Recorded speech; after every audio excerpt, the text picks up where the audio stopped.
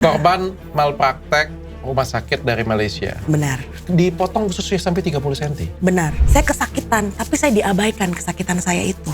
Jadi saya berteriak, dok sakit, ini lebih sakit dari sesar, ini sangat sakit dok. Jawabannya apa? Manja. Oh, what? Saya dibawa masuk ke ruang operasi, saya nggak tahu apa yang terjadi karena saya sudah kesakitan. Saya sudah tidak ingat apapun, saya ingat rasa sakit itu. Ternyata dia membedah perut saya tanpa surat persetujuan, tanda tangan surat persetujuan. Oh. Suster tuh ada berapa yang datang? Satu pegang tangan kanan, satu pegang tangan kiri. Terus dokternya bilang, saya terlambat, saya mau operasi. Cepet, jangan tunda, jangan banyak gerak. Saya gemetar, dipukul.